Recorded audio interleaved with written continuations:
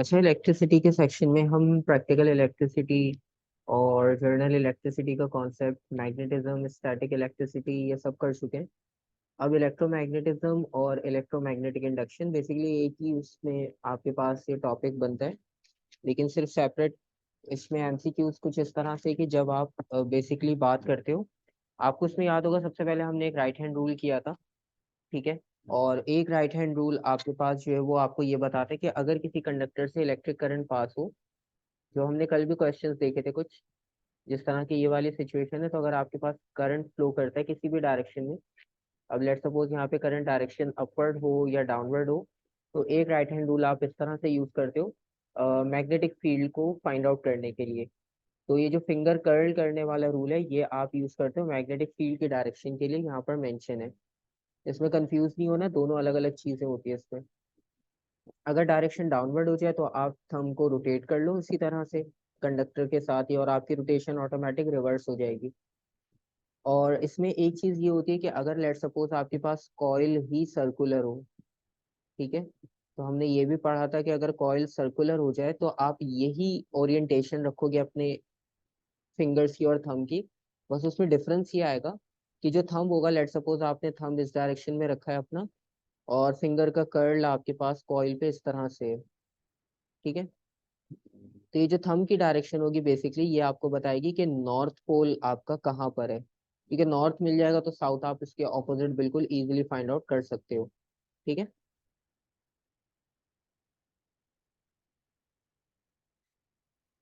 तो ये आपके पास कॉन्सेप्ट था। और इसके अलावा ये हमारे पास बिल्कुल बेसिक फर्स्ट कॉन्सेप्ट था इलेक्ट्रिसिटी इलेक्ट्रोमैग्नेटिज्म में, कि जब भी हमारे पास करंट फ्लो होता है किसी कंडक्टर के थ्रू, तो आपके पास जो है वो मैग्नेटिक फील्ड उसके सराउंडिंग में जनरेट होती है। तो ये हमारा कॉन्सेप्ट था सबसे फर्स्ट इलेक्ट्रोमैग्नेटिज्म का।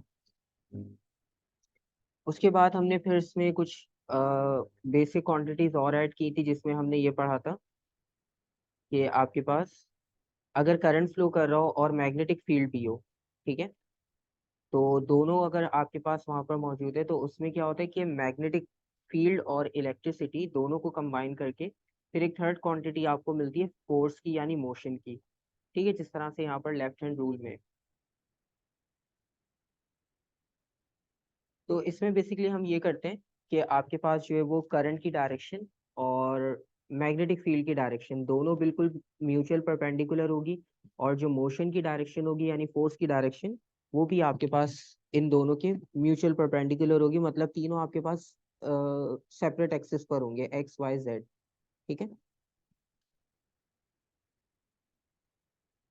तो यहाँ पर भी अगर आप देखो तो तीनों एंगल्स आपको एक दूसरे के साथ परपेंडिकुलर 90 डिग्री मिलेंगे। तो तीनों एक दूसरे के साथ म्यूचुअली परपेंडिकुलर है। तो इसमें नॉर्मली हम ये करते हैं बेसिकली करंट की डायरेक्शन हो और फील्ड की डायरेक्शन, फर्स्ट फिंगर आपके पास फील्ड की डायरेक्शन को शो करती है, और फिर हम करंट की डायरेक्शन में उसको प्लेस करते हैं, और फिर मोशन की डायरेक्शन आइडेंटिफाई हो जाती है। वो तो अभी हम क्वेश्चंस करेंगे वहां पे प्रैक्टिस करेंगे, क्योंकि हम थियोरेटिकल जितना भी डिस्कस कर लें, आपके पास जब तक क्वेश्चंस नहीं करोगे तो तब तक कॉन्सेप्ट क्लियर नहीं होगा। ठीक है, तो हम इसके बेसिक क्वेश्चंस स्टार्ट करते हैं, क्योंकि इतना ज़्यादा थ्योरी इसमें डिटेल नहीं है, कॉन्सेप्ट सब आपको याद ही होंगे काफ़ी सारे। बाकी आपको पता है कि सेम हमने सारी चीज़ें उसी तरह से डिस्कस की थी ऑलरेडी। वही सारी थ्योरी हम यूज़ करेंगे, कुछ भी अभी नया नहीं है फिलहाल हमारे पास। Right hand rule, Fleming's left hand rule, और बस इसमें हाँ फैक्टर्स होते हैं।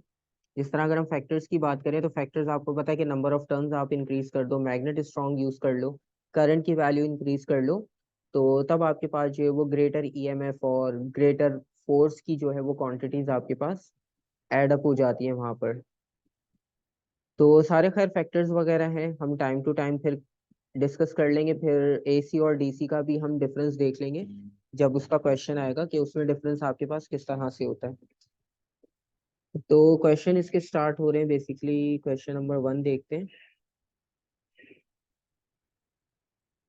अच्छा, पहला ही क्वेश्चन चलो डीसी मोटर का आ गया, तो फिर हम पहले डीसी मोटर भी देख ही लेते हैं। अच्छा, डीसी मोटर में ये था कि डीसी मोटर और एसी जनरेटर, डीसी मोटर इसमें आई थिंक नहीं लिखा हुआ है नहीं। एसी जनरेटर, हाँ डीसी जनरेटर लिख दिया। डीसी मोटर की अगर आप बात करो तो डीसी मोटर में आपको पता है कि कंपोनेंट्स किस तरह से होते हैं, कि सारे कंपोनेंट्स आपको सबसे पहले तो कंपोनेंट्स याद हो, मैग्नेट्स, ब्रशेस, आर्मेचर, कम्यूटेटर, ये सारे कंपोनेंट्स हम इसमें यूज करते हैं। और बेसिकली जो डीसी मोटर है, डीसी मोटर का काम क्या होता है कि उसमें हम करंट को यूज करते हैं, और बेसिकली करंट को यूज करते हुए हम मैकेनिकल एनर्जी में, बेसिकली हम इलेक्ट्रिकल एनर्जी को मैकेनिकल में कन्वर्ट करते हैं। ठीक है, नॉर्मल जो हमारी मोटर्स होती हैं, तो उन मोटर्स में हमारे पास ये हो रहा होता है कि हम इलेक्ट्रिसिटी को यूज करते हैं और उसको मैकेनिकल एनर्जी में कन्वर्ट करते हैं, यानी इलेक्ट्रिसिटी को हम मैकेनिकल फोर्स यानी मोशन में कन्वर्ट कर रहे होते हैं। उसमें भी आपके पास फैक्टर्स ये होते हैं, फैक्टर्स सारे लिखे हुए, speed can be increase by increasing the current, use a stronger magnet, और डायरेक्शन ऑफ रोटेशन, जिस तरह से हमने इसमें किया था कि अगर एंगल बिल्कुल पैरेलल होता है आपके पास 0 डिग्री पर, तो मैक्सिमम रोटेशन होती है, 90 डिग्री पर रोटेशन नहीं होती। और उसके अलावा it can be increase by force के भी सारे फैक्टर्स मेंशन है। तो बेसिकली अगर आप इसके क्वेश्चन देखो तो फर्स्ट क्वेश्चन बेसिकली ये लिखा हुआ है, a split ring commutator is used in a simple DC motor. ठीक है, और it reverses the current in the coil, how often does it reverse the current. अब उसमें करंट की डायरेक्शन आपके पास रिवर्स होगी, और कितने आपके पास डिग्रीज के बाद वो रिवर्स होगी ये आपने बताना है।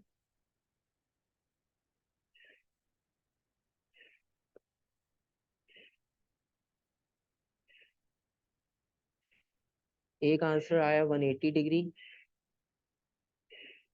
मतलब हाफ टर्न के बाद। एवरी हाफ टर्न होगा। ठीक है, क्योंकि आपको पता है जब 180 डिग्री कंप्लीट हो जाएगा तो फिर करंट की डायरेक्शन आपके पास जो है वो रिवर्स हो जाएगी, क्योंकि आपके पास ओरिएंटेशन चेंज हो जाएगी, आप बिल्कुल ऑपोजिट हो जाओगे, आपकी जो राइट साइड थी वो लेफ्ट पर है, लेफ्ट साइड राइट पर है। तो इस वजह से आपके पास हर 180 डिग्री के बाद जो है वो आपकी ओरिएंटेशन चेंज हो जाएगी करंट की।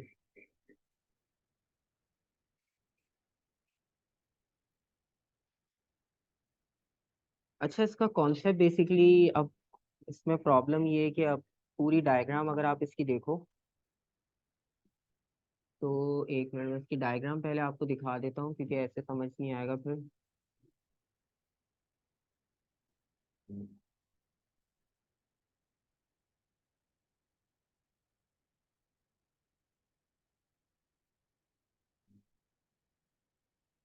क्योंकि इनकी डायग्राम में आपके पास दो डिफरेंस थे, हमने तो खैर वो दोनों डिफरेंस किए हैं कि कम्यूटेटर में आपके पास क्या डिफरेंस होता है और एसी में हम क्या यूज करते हैं उसमें क्या डिफरेंस होता है। अब अगर आप यहाँ पर देखो तो ये एक डीसी मोटर की डायग्राम है, जो हम बुक में भी डायग्राम्स देखते हैं वो इसी तरह से होती है। तो बेसिकली हमने ये डिस्कस किया था कि आपके पास इसमें कम्यूटेटर में गैप बनाया जाता है बीच में। अगर आप यहाँ पर देखो तो एक गैप आपको नजर आ रहा है यहाँ पर, क्योंकि नॉर्मली होता है ये जब तक ये हॉरिजॉन्टल स्टेट यानी हॉरिजॉन्टल ओरिएंटेशन में, जिस तरह कॉइल अभी आपके पास डायग्राम में आपको नजर आ रही है, जब तक कॉइल इस स्टेट में होती है तो मैक्सिमम रोटेशन मिलती है आपको। क्योंकि आप देखो करंट की डायरेक्शन जो है वो, अगर लेट सपोज पॉजिटिव यहाँ पर है तो करंट की डायरेक्शन इस तरह से फ्लो कर रही है, और अगर मैग्नेट फील्ड में देखो तो इन टू द पेज जा रही है लेफ्ट से, और आउट ऑफ द पेज जा रही है वो राइट से। ठीक है, तो ये करंट की डायरेक्शन है, और मैग्नेटिक फील्ड आपके पास है फ्रॉम राइट टू लेफ्ट, ये मैग्नेटिक फील्ड की डायरेक्शन है। तो अगर आप इस पे लेफ्ट हैंड रूल अप्लाई करो तो आपको रोटेशन मिल जाएगी कि कॉइल किस डायरेक्शन में रोटेट कर रही है।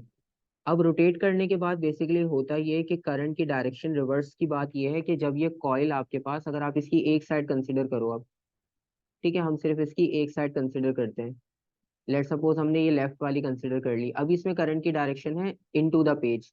ठीक है, जब ये रोटेट होकर इस साइड पर आ जाएगा, जिस तरह आप पेज टर्न करते हो बुक का, ठीक है, तो पेज जब आप टर्न करते हो तो जो आपका पेज, लेट सपोज आपने राइट हैंड साइड पर टर्न किया, तो जो आपकी पेज का कॉर्नर था वो लेफ्ट पर था, अब वो कॉर्नर राइट पर आ गया। इसी तरह से जब कॉइल की ये साइड रोटेट होकर राइट पर आएगी, तो आप देखो राइट हैंड साइड पे करंट की डायरेक्शन क्या है, डाउनवर्ड। पहले क्या थी, इनवर्ड, बिल्कुल ऑपोजिट हो गई। तो इसका मतलब ये है कि 180 डिग्री पूरा रोटेट जब तक आप कॉइल को नहीं करोगे, आपके पास जो है वो करंट की डायरेक्शन रिवर्स नहीं होगी, क्योंकि 90 डिग्री पे तो करंट फ्लो नहीं करता, क्योंकि 90 डिग्री पर ये गैप वाला पार्ट जो है वो कांटेक्ट में आता है। और 90 डिग्री पर हमने पढ़ा था कि 90 डिग्री पर जब कॉइल होती है तो उसका कोई करंट फ्लो नहीं करता, कॉइल इनर्शिया की वजह से रोटेट होकर अपना हाफ रोटेशन कंप्लीट करती है। ठीक है। वरना एक बार रिकॉर्डिंग्स देख लेना, उसमें काफी डिटेल में एक्सप्लेन किया हुआ है। अभी डिटेल में डिस्कस करेंगे तो हम 1 घंटा इसी पे डिस्कस कर सकते हैं। तो फिलहाल अभी क्वेश्चन के लिए हमारा इंपॉर्टेंट ये था कि जब रोटेट करनी है आपने इसको 180 डिग्री, तो आपका 180 डिग्री पूरा जो है वो शिफ्ट करोगे तो करंट की डायरेक्शन चेंज होगी। और समझ आ गया होगा, वैसे इतना मुश्किल नहीं था कॉन्सेप्ट। तो क्वेश्चन में उन्होंने ये पूछा था। ठीक है। तो एवरी हाफ टर्न करंट की डायरेक्शन आपकी रिवर्स हो रही है।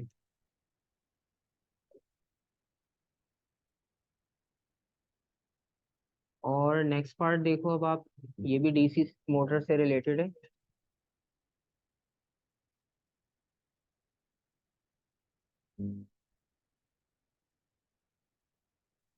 अच्छा, इसमें क्वेश्चन में लिखा हुआ है, diagram shows a simple DC motor, the switch is closed end the coil rotates. ठीक है, कॉइल रोटेट हो रही है, सिंपल सी वर्किंग है। विच changes makes the coil rotate in opposite direction and at a faster rate. तो एक तो opposite direction में आपने रोटेट करवाना है और दूसरा फास्टर रेट। तो इसका मतलब है फैक्टर्स आपके पास इंपॉर्टेंट है। अगर,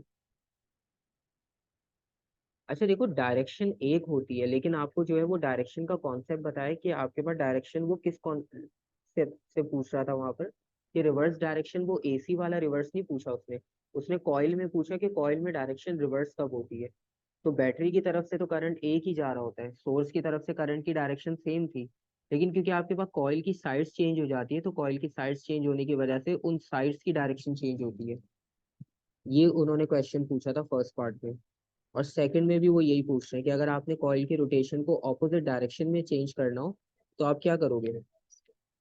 या तो मैग्नेटिक फील्ड रिवर्स कर दो, ठीक है, या तो हम पॉजिटिव माइनस, मतलब पॉजिटिव नेगेटिव जो साइड है बैटरी की उसको रिवर्स कर सकते हैं। अब ऑप्शंस में देखना होगा उन्होंने ऑप्शंस में क्या दिया है। खैर उन्होंने सारा मैग्नेटिक फील्ड से रिलेटेड दिया, तो रिवर्स द मैग्नेटिक फील्ड।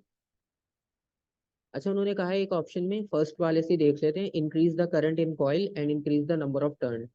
तो जो फर्स्ट वाला ऑप्शन है उसमें तो ये वाली बात आपकी कंप्लीट हो रही है कि फास्टर रेट हो जाएगा, लेकिन ये वाली बात आपकी मिस हो गई, ऑपोजिट डायरेक्शन वाली। तो ऑप्शन ए इस तरह से पॉसिबल नहीं है। बी में देखो, बी में उन्होंने कहा है reverse both the magnetic field and electric current. जब आप दोनों रिवर्स कर दोगे तो कोई इफेक्ट नहीं पड़ेगा, दोनों एक दूसरे को कैंसिल आउट कर देंगे क्योंकि दोनों परपेंडिकुलर अप्लाई होते हैं। ठीक है। और सी में अगर आप देखो तो reverse the magnetic field decrease the current. अब इसमें डायरेक्शन वाली बात आपने सही लिखी, हाँ, फास्टर रेट वाली बात गलत हो गई। तो फिर डी ऑप्शन बचता है आपके पास, reverse the magnetic field increase the current in the coil. ठीक है। तो ऑप्शंस इजी हैं अभी, स्टार्टिंग क्वेश्चंस कर लोगे तो फिर थोड़ा सा इजी हो जाएगा, फ्लो में सॉल्व हो जाएंगे क्वेश्चन। और उसके बाद उन्होंने पूछा था, diagram shows a wire P Q between north pole and south pole of a magnet, there is a current in the wire in the direction of arrow. जिस डायरेक्शन में एरो है वो डायरेक्शन करंट की है। ठीक है, ये direction आपकी करंट की मूव कर रही है। और मैग्नेटिक फील्ड आपके पास नॉर्थ टू साउथ होती है हमेशा। What is the direction of force on the wire P Q. Left hand rule apply करना है। ठीक है। तो लेफ्ट हैंड रूल में आपने बेसिकली करना ये होगा, हाँ, कि फर्स्ट फिंगर को आपने प्लेस करना होगा। सबसे पहले देखो, फर्स्ट फिंगर आप अपने लेफ्ट हैंड की किस डायरेक्शन में रखोगे, डाउनवर्ड। अच्छा देखो, इसमें एक चीज पता है क्या होती है, कभी कभार ऐसा होता है कि ओरिएंटेशन सेट नहीं हो रही होती। ठीक है, अगर ओरिएंटेशन सेट ना हो रही हो तो आप एक काम करना, पेपर अगर पोर्ट्रेट में रखा है ना, अभी आपके पास जो है वो मैग्नेटिक फील्ड ऊपर से नीचे की तरफ आ रही है। नॉर्मली क्या होता है, जब हम लेफ्ट हैंड यूज यूज करते हैं तो बाय डिफॉल्ट हमारी सेटिंग ये होती है, हमारी राइट हैंड साइड पर डायरेक्शन होती है फर्स्ट फिंगर की। ठीक है। तो अगर आप चाह रहे हो कि आपकी मैग्नेटिक फील्ड की डायरेक्शन राइट हैंड साइड पर रहे तो आपको इजी होता है फिंगर्स को ओरिएंटेशन में फिक्स करना। तो आप क्या कर सकते हो, आप पेपर रोटेट कर लो, पेपर को लैंडस्केप करके जो है डायरेक्शन फाइंड कर लो, तब भी आंसर सही आएगा। ठीक है। मतलब अभी मेरे पास पेपर जिस फॉर्म में, मैं इसको 90 डिग्री रोटेट कर लूँ तो मेरी मैग्नेटिक फील्ड क्या होगी, राइट हैंड साइड पर आ जाएगी। ठीक है। अगर इसमें डायरेक्शन आप इजीली आइडेंटिफाई कर सकते हो तो अच्छी बात है, लेकिन अगर कंफ्यूजन होती है तो आप पेपर को रोटेट कर लो, और पेपर रोटेट करने के बाद आपके पास होगा ये कि ये डायग्राम आपको इस तरह से नजर आएगी। नॉर्थ यहाँ पर हो जाएगा मेरे पास, साउथ यहाँ पर आ जाएगा, और करंट जो है वो मेरा इस डायरेक्शन में फ्लो कर रहा होगा। तो अब मुझे जब लेफ्ट हैंड रूल फिट करना होगा, तो पहले दोनों डायग्राम्स, अब ये दो तरह की पॉसिबिलिटीज है, ठीक है। और अगर आपके पास फर्स्ट वाली डायग्राम को पहले हम कंसिडर करें, तो फर्स्ट वाली डायग्राम का मतलब है फर्स्ट फिंगर डाउनवर्ड होगी, और इलेक्ट्रिक करंट आपके पास कहाँ होना चाहिए, लेफ्ट टू राइट जाना चाहिए, ठीक है। और फोर्स की डायरेक्शन आपने बतानी है कि फोर्स की डायरेक्शन क्या होगी। तो इसमें आपके पास जो है ना, लेफ्ट हैंड रूल को थोड़ा सा अपनी साइड पे रोटेट करना होगा। मैं देख लेता हूँ एक मिनट, अगर कैमरा से ओरिएंटेशन क्लियर नज़र आ जाती है तो मैं दिखा देता हूँ कि किस तरह से पॉसिबल होगा। क्योंकि इसमें नॉर्मली ये होता है कि लेफ्ट हैंड को थोड़ा सा ओरिएंटेशन करना मुश्किल होता है।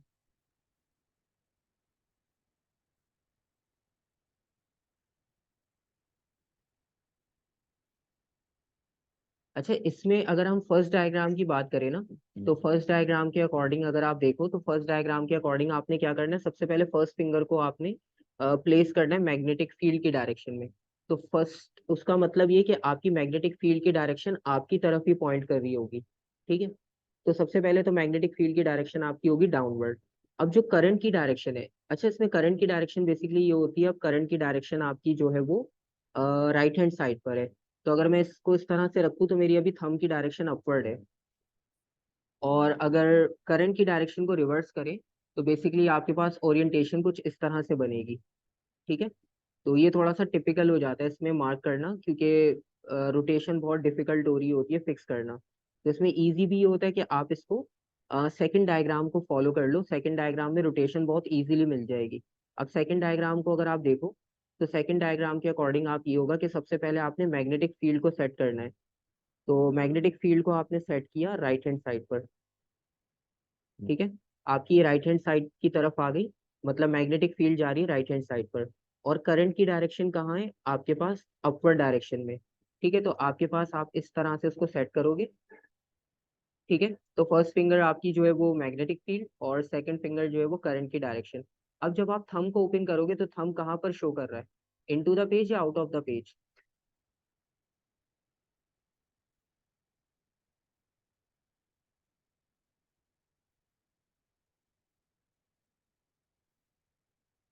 अच्छा देखो, पहले ना डायरेक्शन बताओ, फिर हम आंसर्स देख लेते हैं। देखो, अगर आप सेकंड डायग्राम को फॉलो कर रहे हो, तो सेकंड डायग्राम के accordingly magnetic field, electric current, इसको आपने चेंज कर दिया ओरिएंटेशन के हिसाब से, ठीक है। फील्ड हो गई राइट पर, करंट हो गया अपर डायरेक्शन में, ठीक है। और अब आपका जो थंब है, अब बेसिकली पता है क्या होता है, इसमें तीन एक्सिस होते हैं। जो मैग्नेटिक फील्ड है ना वो एक्स पर आ गई, जो करंट था वो वाई पर आ गया। इसका मतलब ये कि अब जो ये थंब है, फोर्स की डायरेक्शन ये जेड एक्सिस पर होगा। अब पेज पर क्योंकि हम 3D ड्रॉ नहीं कर सकते, तो इसलिए हम इसको इनटू द पेज और आउट ऑफ द पेज लिखते हैं। अब ये थंब जा रहे हैं टुवर्ड्स द स्क्रीन, यानी ये आपके पास इनटू द पेज जा रहा है, ठीक है। तो यहाँ तक कॉन्सेप्ट समझ आ गया कि फोर्स की डायरेक्शन किस तरह से हमने आइडेंटिफाई की। जब आप फोर्स की डायरेक्शन आइडेंटिफाई कर लो ना पेपर को रोटेट करके, अब आप सेम अप्लाई करके देखो ओरिजिनल डायग्राम पे, तो आंसर सेम आएगा, ठीक है। तो मुझे ये इजी लगता है मेथड कि आप पेपर को आप अपने हिसाब से फिंगर्स के ओरिएंटेशन के हिसाब से रोटेट कर लो, आंसर सेम आता है। क्योंकि डायग्राम की पोजीशन मैटर नहीं करती, वो कोई फैक्टर नहीं है। तो आंसर आ रहा है आपके पास इनटू द पेज, यानी Z axis into the page, ठीक है।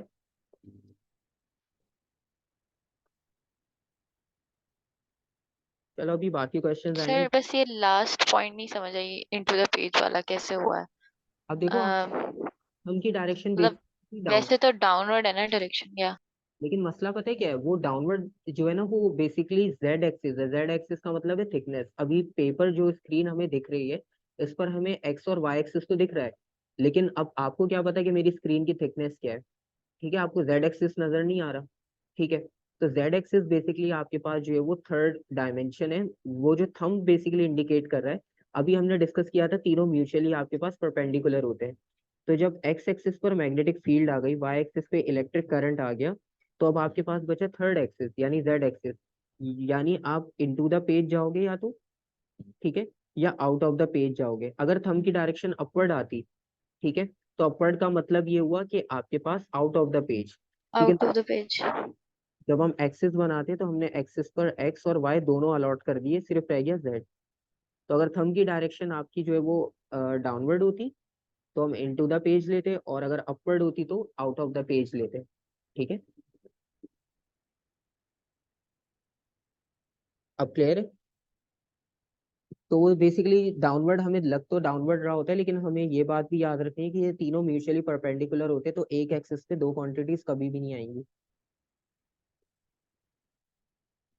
उसके बाद मैग्नेट को हम मूव कर रहे हैं, place near to a solenoid that is connected to a sensitive centre 0 ammeter, ठीक है। The magnet is push towards the solenoid, इसको हमने यहाँ पर पुश किया।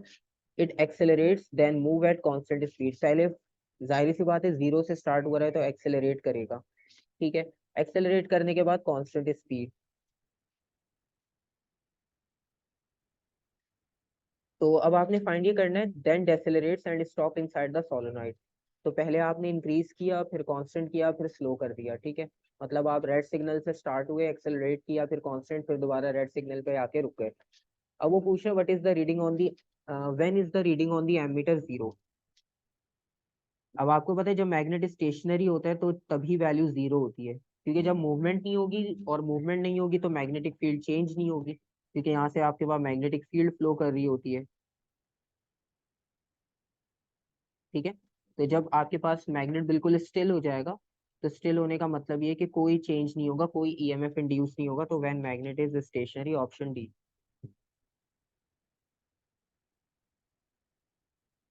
Option B, when the magnet is moving at constant speed. अच्छा, जब वो मूव कर रहा होगा ना बेसिकली, तो मोशन तो है वहां पर, तो वो करंट की वैल्यू शो करेगा लेकिन कांस्टेंट। जब इंक्रीज हो रहा होगा तो डिफ्लेक्शन बढ़ेगी, जब डिक्रीज हो रहा होगा तो डिफ्लेक्शन कम होगी, जब कांस्टेंट होगा तो वो एक जगह पे करंट की वैल्यू फिक्स दिखा रहा होगा, जैसे लेट सपोज 0.1 एम्पियर। और जब स्टेशनरी होगा ना तो वो जीरो पे डिफ्लेक्शन वापस हो जाएगी, और वो रेस्ट में आके पॉज हो जाएगा। हाँ, लेकिन वो रीडिंग शो करेगा, बिल्कुल कांस्टेंट शो करेगा। हम्म। अब इसमें भी बेसिकली पूछा है विच स्टेटमेंट इज करेक्ट, और क्वेश्चन की थ्योरी ये दी है उन्होंने।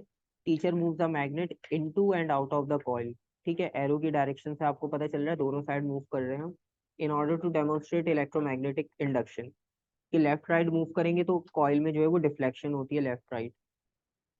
उससे हमें आइडिया हो जाता है कि ईएमएफ इंड्यूस हो रहा है। विच स्टेटमेंट इज करेक्ट, कौन सी स्टेटमेंट करेक्ट होगी ये आपने बताना है।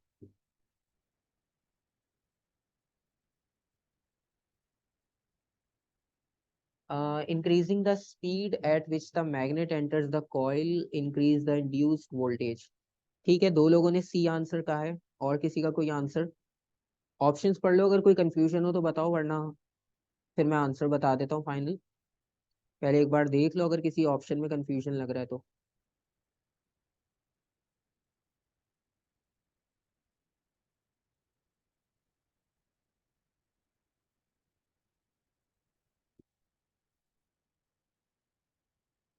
ठीक है, सी में लिखा हुआ है basically increasing the speed at which the magnet enters the coil increases the induce voltage. Simple सी बात है कि जितना स्पीड से आप एंटर करवाओगे, या जितना स्पीड से आप उसको लीव करोगे कॉइल को, उतना आपके पास इंड्यूस वोल्टेज होगा।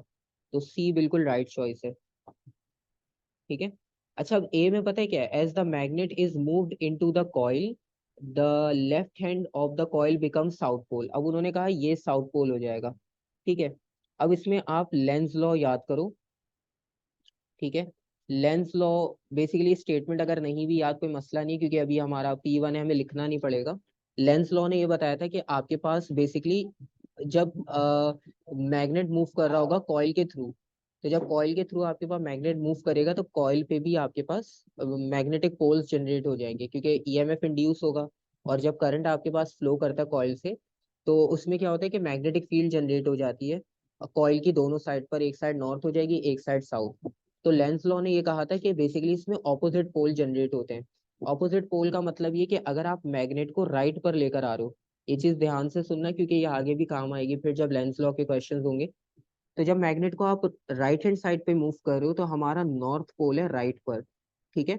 तो कॉइल पर जो पोल बनेगा ना वो बनेगा साउथ, सॉरी, यहाँ पर पोल बनेगा साउथ, तो उन्होंने ऑप्शन में दिया हुआ है ना, हमारा जो ओरिजिनल पोल बनेगा नॉर्थ। वो बनेगा नॉर्थ, क्योंकि ऑपोजिट रिएक्शन देना है लेंस लॉ के अकॉर्डिंग। तो नॉर्थ बन जाएगा हमारे पास यहाँ पे, साउथ उन्होंने ऑप्शन में दिया है।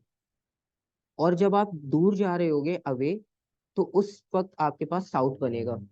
ठीक है, तो लेंस लॉ की वो सिंपल सी स्टेटमेंट है आपके पास बेसिकली, और उसको सिंपल अगर उसमें याद रखना हो तो बेसिकली हमने इसको इस तरह से किया हुआ था कि आपके पास जो भी पोल एंटर होगा ना कॉइल में, तो जो आ रहा है उसको आपने आने नहीं देना, और जो जा रहा है उसको जाने नहीं देना है।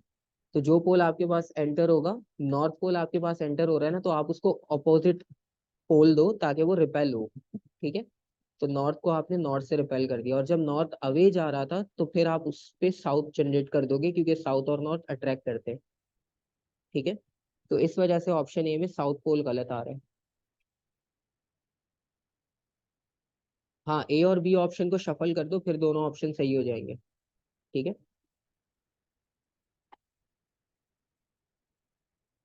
उसके बाद transformer consist of two coils which are wound on to a metallic core, which type of voltage is supplied to the transformer and which metal is use to make the core. Easy है।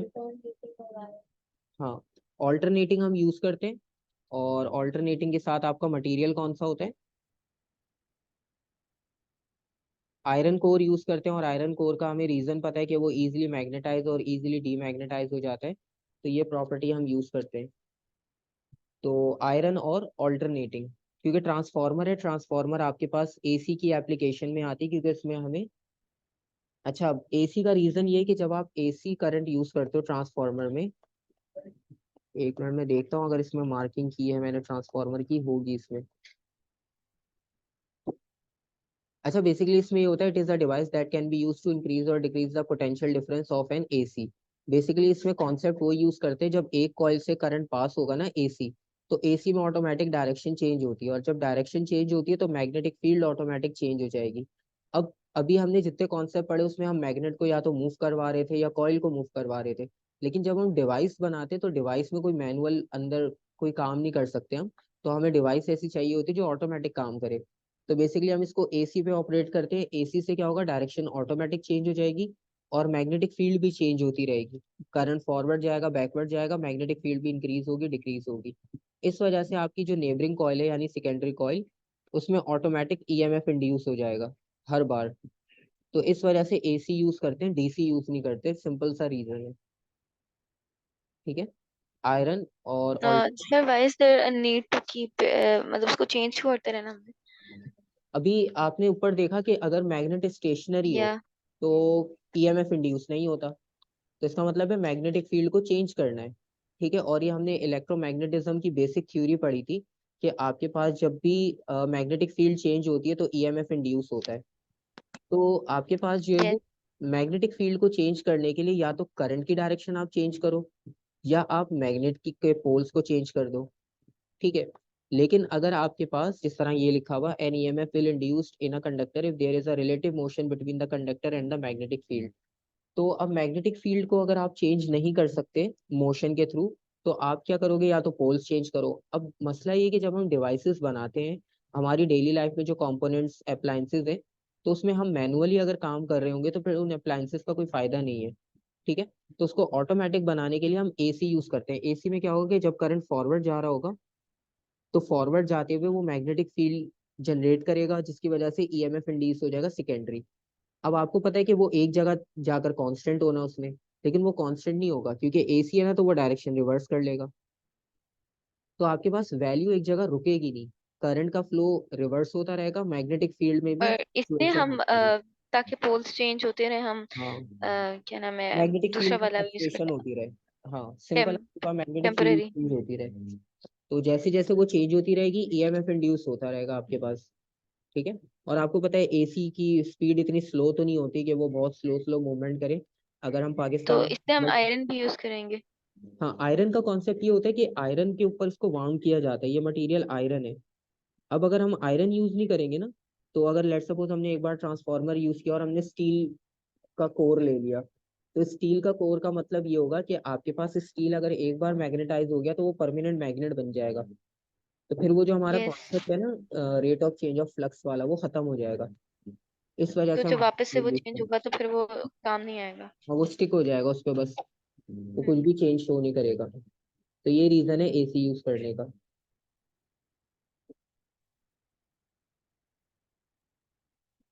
P and Q represents two parallel straight wires carrying current into the plane of paper. P and Q exerts a force on each other. अच्छा, cross का मतलब उस दिन भी बताया था कि इनटू द पेज को शो करता है, पॉइंट होगा तो out of the page. Which arrow shows the force on Q. अच्छा, वो क्वेश्चन नीचे वाला अलग है, इसको जूम इन कर लेते हैं। अच्छा, दोनों आपके पास पैरेलल वायर्स रखी हैं, मतलब अगर आप टेबल के ऊपर दो पेन या पेंसिल को वर्टिकली रखो तो दोनों एक दूसरे के पैरेलल होंगी। और दोनों में जो है वो डायरेक्शन डाउनवर्ड है, करंट की डायरेक्शन डाउनवर्ड है। और वो आपसे कह रहे हैं कि क्यू पर किस डायरेक्शन में फोर्स अप्लाई होगी।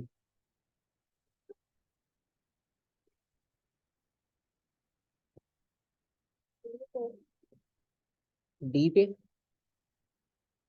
अच्छा, अब इसमें देखो सबसे पहले होगा क्या कि आपको मैग्नेटिक फील्ड फाइंड करनी पड़ेगी। ठीक है। और मैग्नेटिक फील्ड आपकी कैसी होगी, आपके पास करंट इनटू द पेज है। तो करंट इनटू द पेज का मतलब है थंब आप टुवर्ड्स स्क्रीन रखो, तो फिंगर्स की रोटेशन आपकी इस तरह से हो जाएगी। ठीक है। तो इसका मतलब ये हुआ कि आपके पास मैग्नेटिक फील्ड की रोटेशन इस तरह से होगी। ठीक है। और इसके अकॉर्डिंगली अगर आप देखो, अब फील्ड की डायरेक्शन को देखो और करंट की डायरेक्शन को देखो और फिर फोर्स को अगर आप कैलकुलेट करना चाहो। अब जो पोजीशन क्यू की है वही पोजीशन पी की है, क्योंकि पी भी आपके पास सेम डाउनवर्ड एक्ट कर रही है। और डाउनवर्ड अगर आपके पास करंट फ्लो कर रहा होगा तो मैग्नेटिक फील्ड उसमें भी कैसी जनरेट होगी, क्लॉकवाइज। ठीक है। तो अब आपके पास दोनों चीजें दोनों कॉइल सेम है, बिल्कुल दोनों वायर्स में करंट सेम फ्लो कर रहा है। अब आपने ये बताना है कि आपका चेंज किस तरह से होगा, फोर्स किस डायरेक्शन में अप्लाई होगी।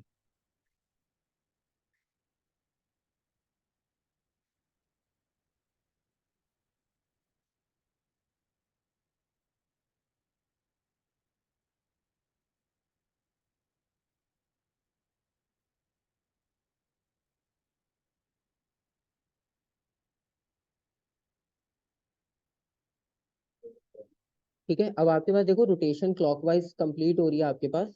और क्लॉकवाइज रोटेशन का मतलब ये है कि पी भी आपके पास जो है वो लेफ्ट हैंड साइड पे मूव करेगा। ठीक है। और क्यू भी आपके पास जो है वो उसी के साथ बिल्कुल सेम मोशन में जाएगा, क्योंकि दोनों की ओरिएंटेशन सेम है, दोनों पे फोर्स आपके पास सेम अप्लाई होगी। ठीक है। तो दोनों आपके पास जो है वो रोटेशन अगर आप देखो, तो रोटेशन आपके पास जो है वो राइट टू लेफ्ट जा रही है। तो लेफ्ट का मतलब ये हुआ कि आप डी की तरफ इस पे फोर्स अप्लाई होगी। ठीक है।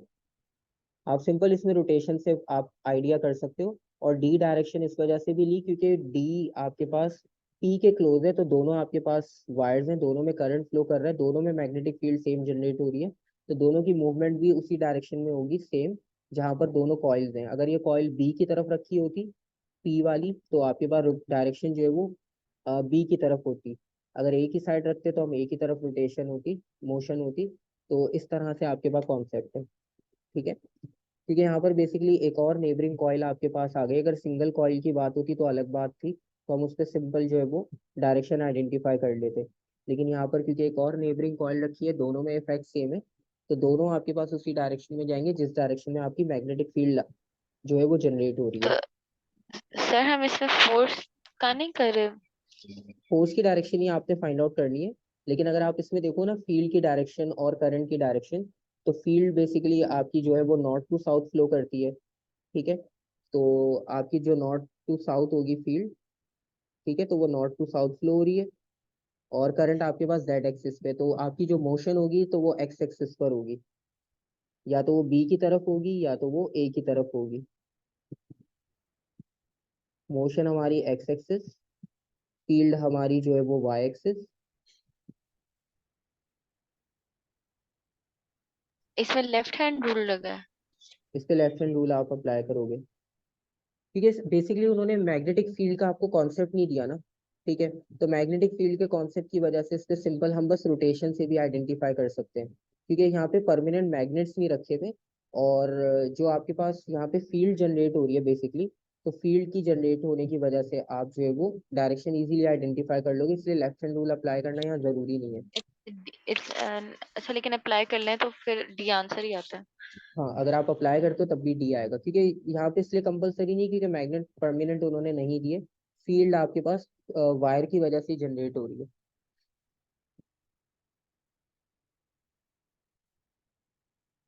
और उसके बाद ये वाला तो सिंपल, उन्होंने पार्ट का नाम पूछा है।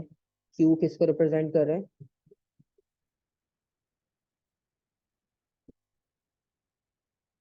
कम्यूटेटर। ठीक है, कम्यूटेटर है सिंपल, क्योंकि एसी में स्लिप रिंग्स होते हैं, और कम्यूटेटर आपके पास हाँ डीसी होता है। बाकी आपको पता ही है, मैग्नेट्स हो जाएंगे, और सेंटर में ये कॉइल जो है इसको हम आर्मेचर, और कॉइल आपके पास ये वो पूरा फ्रेम के साथ हम उसको कंसिडर कर लेते हैं। अच्छा, ये वाला भी सिंपल है। The diagram shows the magnetic field around wire X which carries the current into the paper. The arrows on the field line show the direction of the force on arrows on the field line shows the direction of the force on अब north pole, south pole, small negative charge, small positive charge. ठीक है, क्योंकि आपको पता है कि जब भी हम रोटेशन फाइंड आउट करते हैं तो नॉर्थ की डायरेक्शन से करते हैं, नॉर्थ टू साउथ। तो बेसिकली ये जो डायरेक्शन आपके पास शो हो रही है, ठीक है, ये नॉर्थ टू साउथ आपको शो कर रही है।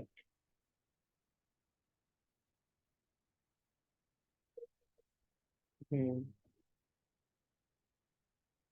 अच्छा, 10 वाला भी रिपीटेड ही है। अच्छा, ये 9 और 10 ना दोनों एक दूसरे से लिंक है। ठीक है, अब आपने देखो इसमें नॉर्थ पे टिक किया ना, तो इसका मतलब ये है कि यहाँ पर भी आपके पास सेम रेफरेंस 10 में भी वही रिपीट हो रहा है। तो क्वेश्चन आपके पास अलग अलग स्टेटमेंट के साथ पूछा है इन्होंने। सही, वैसे कैसे नॉट दिखा रहा है मुझे समझ नहीं आई। इसमें उन्होंने पूछा था arrows on the field line shows the direction of the force on